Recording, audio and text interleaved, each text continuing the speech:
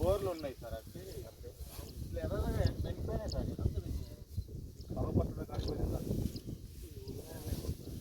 ఏదన్నా బోర్ ఆధారం ఉంటే కొంచెం బతికి 4 మళ్ళు ఒక 4 మళ్ళు ఒక బడి మొత్తం 4 ఆధారం ఉన్నాయి. ఒక్క సైడ్ 2 సార్లు వచ్చినా నాటు పెట్టిన వాళ్ళు బయట ప్రభుత్వం పోయి ఎక్కడో ఢిల్లీలో పోయి కూర్చుంది.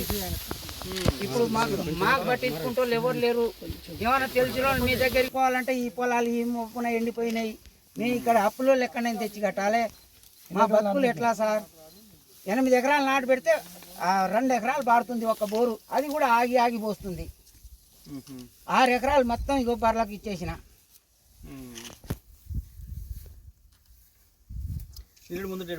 నిరుడు ముంతేడు ఇప్పుడు 10 సంవత్సరాల నుంచి ఎన్నడూ లేదు సార్.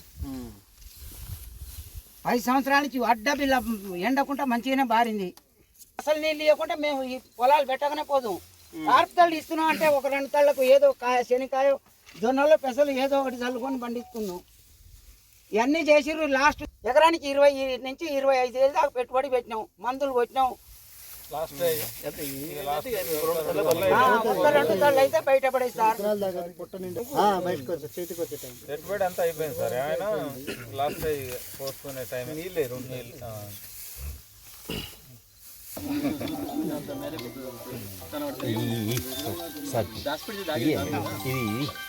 నేను మాట్లాడము నేను పిలవడం కాదు కదా. మీరు వస్తుంటే 9 కిలోమీటర్ కూడా కనబడుతూనే ఉంది. ఎండిపోయి ముందు ప్రకటన చేస్తే బాగుంది. ఇవి రాజకీయాలు కావు కదా. దీనికన్నా కొంతవరకన్నా గవర్నమెంట్ ఏమన్నా నష్టపరిహారం కట్టించే మాట్లాడదాం, డిమాండ్ చేద్దాం.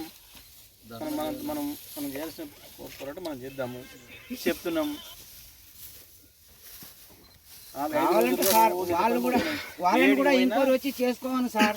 ఇప్పుడు ఈ బిల్లులు చేసుకోవాలని కూడా వచ్చి ఎంక్వైరీ చేసుకోవాలి. దాంట్లో దొంగదాపం అయితే లేదు. నేను చెప్తున్నా, మీరు అధికారులను పంపించండి, సరే బెటరీ అంతకైతే.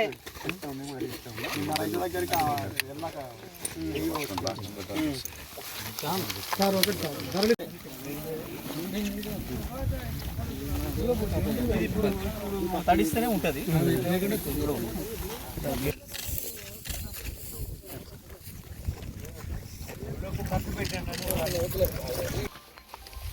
వరుసగా 5వ రోజు ఈరోజు కూడా రైతాంగం పిలుపు మేరకు నేను నల్గొండ జిల్లాలోని ఉమ్మడి నల్గొండ జిల్లాలోని వివిధ నియోజకవర్గాల్లో ఎండిన పంట పొలాలు చూడడానికి రైతుల ఆహ్వానం మేరకు నేను వెళ్తూ ఉన్నాను. ఇవాళ సూర్యాపేట జిల్లా సూర్యాపేట మండలం ఎల్కారం గ్రామానికి వచ్చినాం. నాకంటే ముందుగా మీడియా మిత్రులు కూడా వచ్చిండ్రు. మీరు చూస్తూ వచ్చిండ్రు. దారి పొడవునా కిలోమీటర్ పొడవునా ప్రతి చోట ఎండిపోయిన పొలాలు. ఒక మడి పచ్చగా ఉంటే 4 మళ్ళీ ఎండిపోయి కనబడుతున్నాయి. ఇప్పుడు ఒక రైతు మాట్లాడినప్పుడు మేము ముందే ప్రభుత్వం నీళ్ళు ఇస్తానంటేనే నేను 8 ఎకరాలు నాటబెట్టుకున్నా, కానీ 6 ఎకరాలు ఇప్పుడు వదిలేసిన. ఇప్పటికే ఒక 2 ఎకరాలు వరుసతల్లో ఒక బోర్ కింద పెట్టుకుని బతికించుకుంటున్నా అనే మాట చెప్పినాడు ఆయన. అది కూడా ఇప్పుడు ఇంకా పెరుగుతున్న ఎండలకు ఎంత మేరకు నిలబడుతుందో చెప్పడం కష్టం. పెట్టుబడి మొత్తం పూర్తి అయిపోయింది.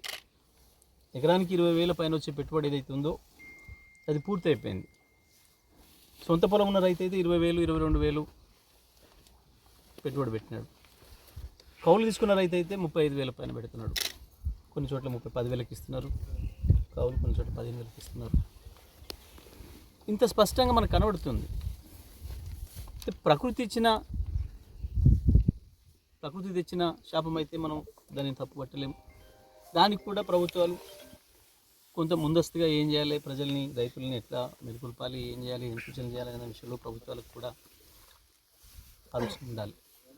ఇది ఇక్కడ దురదృష్టం ఏంటంటే ఎస్ఆర్ఎస్పి ఫేజ్ 2కి నీళ్ళు ఇస్తామని ప్రకటించింది ప్రభుత్వం.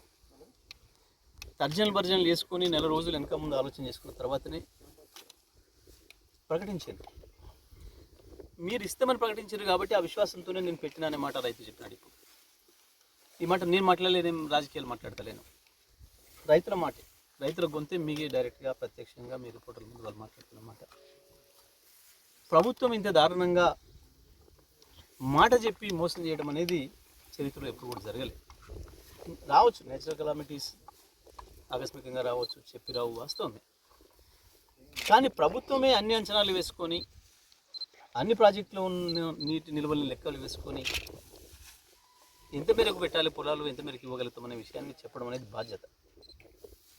గత 10 ఏళ్లలో మేము కూడా ఇటువంటి పరిస్థితులు 2 సార్లు ఎదుర్కొన్నాం. కానీ రైతులకు స్పష్టంగా చెప్పినాం, ప్రభుత్వం నుంచి మేము ఏం చేయగలుగుతాం, మీరు ఏం చేయాలి అనే విషయాలు కూడా స్పష్టంగా రైతులకు అవగాహన చేయించినాం.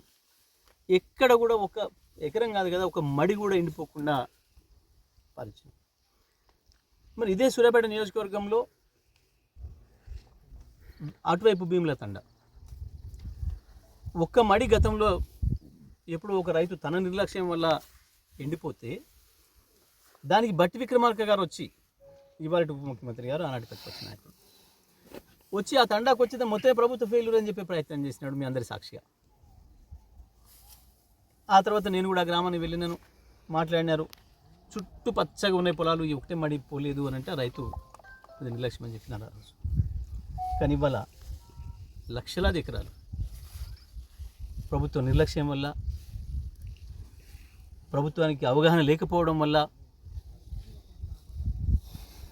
అధికారులకు సరైన ఆదేశాలు ఇవ్వకపోవడం వల్ల, లేదా కక్ష సాధింపు ధోరణితో ఈ ప్రభుత్వం రైతాంగం బ్రతుకులు నాశనం చేస్తూ ఉంది.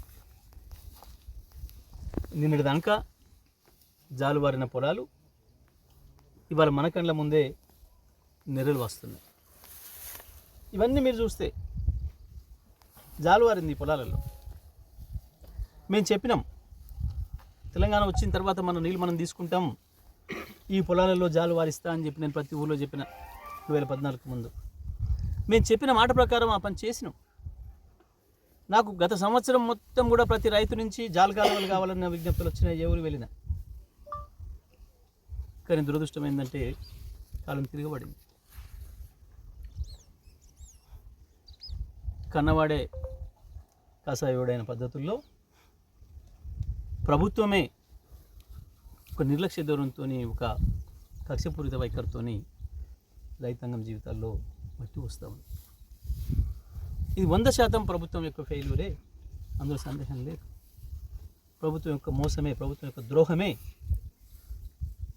నీళ్ళు ఇస్తానని చెప్పి వాస్తవానికి ఇచ్చే అవకాశం ఉండే, కాళేశ్వరం నుంచి నీళ్ళు ఎత్తిపోయడానికి అవకాశం ఉండే,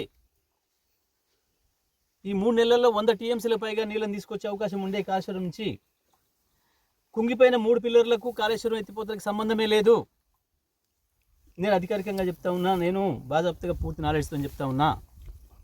కుంగిపోయిన 3 పిల్లర్లకి కాళేశ్వరం ఎత్తిపోయడానికి సంబంధమే లేదు. కానీ దుర్మార్గంగా ఒక రాజకీయపరమైన కక్షపూరితమైన వైఖరితోని రైతాంగం జీవితాలను నాగం చేస్తూ ఉన్నది కాంగ్రెస్ పార్టీ. కేవలం ఆరోపణలు చేయడానికి అవతల పార్టీ మీద అయిపోయింది. ప్రతిపక్ష పాత్ర మీరు ఆనాడు పోషించిండ్రు, ఉన్నాయి లేని అబద్ధాలు చెప్పిండ్రు, అది ఏమన్నా నడవనియండి వాళ్ళు. కానీ వాళ్ళు మీరు ప్రభుత్వానికి వచ్చిండ్రు, అధికారం మీ చేతుల్లో ఉంది, గేట్లు లేపే అవకాశం మీ చేతుల్లో ఉంది, మోటార్లు ఆన్ చేసే అవకాశం మీ చేతుల్లోనే ఉంది. మేము ఒత్తుకున్నాం, మేము చెప్పినాం, అసెంబ్లీలో కూడా చెప్పినాం, ఇప్పటికి కూడా నీళ్ళు ఎత్తే అవకాశం ఉంది, ఎత్తండి అని చెప్పినాం. ఇవాళ 100 టీఎంసీల నీళ్ళే కనుక ఎత్తి ప్రాజెక్టులలో కనుక నింపి ఉంటే ఇవాళ ఇది మా ఎల్కారంలో కావచ్చు, మా రాజనాయక్ తండ కావచ్చు, లేదా మన చిన్న సీతారాం తండ కావచ్చు, మా గాజుల మల్కాపురం కావచ్చు, మా నాజపురం కావచ్చు, లేదా మా పిల్లల జగ్గు తండ కావచ్చు, మా పాచ తండ కావచ్చు, మా రామోజీ తండ కావచ్చు, మా రామన్నగూడెం ఎప్పుడు కూడా కావచ్చు. ఎక్కడైనా ఒక్క ఎకరం కాదు కదా, ఒక మడి కూడా ఎండిపోయే అవసరం లేకుండా నీళ్ళు మారిచ్చే అవకాశం ఉంది. ఇవాళ కేసీఆర్ ఉంటే అదే జరిగి ఉండేది. ఒక్క ఎకరం పొలాన్ని కూడా ఎండిపోనిపోతుండే. వీళ్ళు కాకపోతే వీళ్ళు కాదు వద్దు అని చెప్తుంటే మేము రైతాంగానికి పొలాలు పెట్టుకోకండి, పెట్టుబడి పెట్టకండి, నష్టపోకండి అని చెప్పేవాళ్ళు. కానీ పెట్టుకోండి అని చెప్పి మోసం చేసిన దుర్మార్గం చరిత్రలో మొదటిసారి జరిగింది. అవకాశం ఉండి కేవలం ఇంకా ప్రభుత్వంలోకి వచ్చిన తర్వాత కూడా అవతల పార్టీలను బదనాం చేయాలన్న ఒక దుగ్ధతోని, ఒక దుర్మార్గమైన ఆలోచనతోని రైతాంగం ఉసురుదీస్తూ ఉంది కాంగ్రెస్ పార్టీ. పైగా నిన్న ఈ ప్రాంతంలో ఒక రైతు తన బాధను సోషల్ మీడియా ద్వారా చెప్పుకుంటే నాకేమైనా ఊరట లభిస్తుందేమో, ప్రభుత్వ పెద్దలకు తెలిస్తే నాకేమైనా సహాయం లభిస్తుందేమో అన్న ఒక ఆశతోని తనంతట తానుగా ఆ రైతు పొలాన్ని చూపిస్తూ బాధపడుతూ నాకు దిక్కు లేదు, 5 ఎకరాలు పెట్టింది ఎండిపోతుంది అని చెప్పి చెప్తే దానికి ఆ రైతును కూడా పిలిచి భయపెట్టించే ప్రయత్నం. నేను ఇప్పుడు గ్రామంలోకి వస్తుంటే స్పష్టంగా మీ ముందే చెప్పాను, అయ్యా మాట్లాడొద్దంటున్నారు, ఎండిపోయిన పొలాల గురించి చెప్పొద్దంటున్నారు అని చెప్పి నిన్న ఆ రైతును పోలీస్ స్టేషన్ పిలిపించి మాట్లాడినారు. బయటికి ఎందుకు చెప్పినావు అని చెప్పి. అంటే ఎంతకాలం ఎవరు నోరు మూస్తారు, ఎంతమందిని భయపెట్టిస్తారు? ఇంత నిరంకుశంగా ఎట్లా పరిపాలిస్తారు? 3 నెలలు కాలేదు, ఆపుతారా? భయపెట్టించి ఆపుతారా? రైతుల నోర్లు మూస్తారా? రైతు బంధు రాలేదు అంటే చెప్పుతో కొడతానంటాడు ఒకడు. మేము రాజకీయాలు మాట్లాడలే. నేను గత 5 రోజులుగా ఎండిన పొలాల్లోనే తిరుగుతున్న రైతుల ఆహ్వానం మేరకు ముందు మీకే విజ్ఞప్తి చేశారు. అధికార పార్టీగా మీ పట్లనే నమ్మకంతో మీకు విజ్ఞప్తి చేశాను. శాసనసభ్యులకు, మంత్రులకు కలిసి రైతులందరూ కూడా చెప్పుకున్నారు, సార్ మేము ఇబ్బందులు పడుతున్నాం, ఏదైనా సాయం చేయండి, మమ్మల్ని బయట పడేయించండి అని. మీరు పట్టించుకోలే, మీకు సోయి లేదు.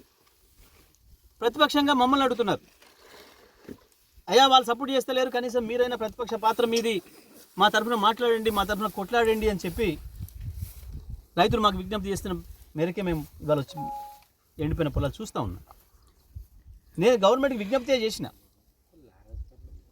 రైతుల తరఫున, కనీసం గ్రామాలకు అధికారులను పంపించండి, ఎన్ని ఎకరాలు పోయింది, ఏ రైతు ఎంత నష్టపోయినాడు వివరాలు తీసుకోండి, వాళ్ళకి ఏం సాయం చేస్తుందో ప్రభుత్వం, ఎట్లా వాళ్ళ నా బాధ నుంచి బయటపడేస్తుందో, ఎట్లా ధైర్యం ఇస్తుందో వాళ్ళకి చెప్పండి, ధైర్యం ఇవ్వండి రైతాంగానికి అని చెప్పి అడిగినాం. 60 సంవత్సరాలు వ్యవసాయం మీద పూర్తి విశ్వాసమే పోయేటట్టు చేసిన గత ప్రభుత్వాలు వ్యవసాయం చేస్తున్న రైతులను చెప్పుకోవడానికి సిగ్గుపడే రోజులు తీసుకొచ్చినాయి గతంలో.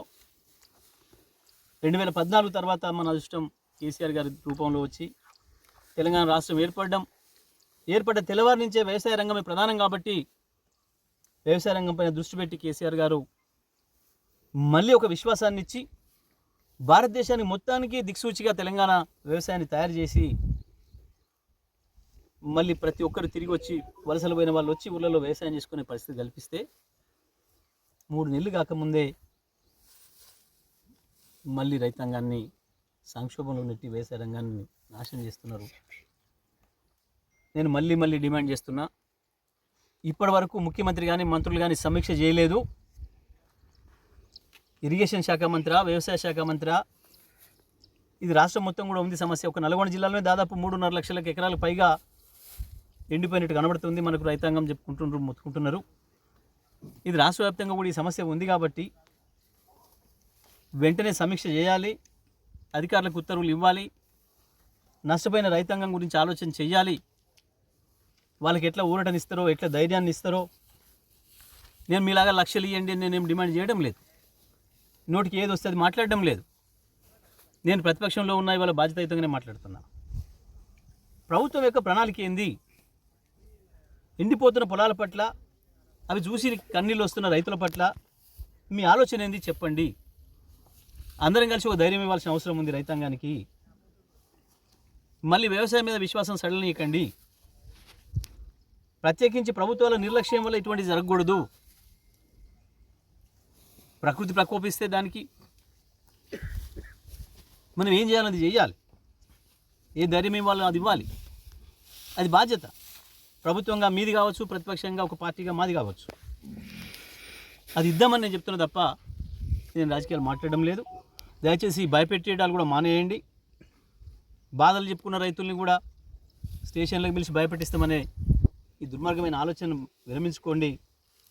ఇప్పటికైనా బయటకు వచ్చి ప్రభుత్వం కదిలి మొత్తం రాష్ట్ర వ్యాప్తంగా వివరాలు సేకరించాలి. రైతాంగానికి ఊరటనివ్వడానికి, ఒక ధైర్యం చెప్పడానికి ప్రభుత్వం ఒక ప్రణాళిక తీసుకోవాలని చెప్పి నేను డిమాండ్ చేస్తా ఉన్నాను.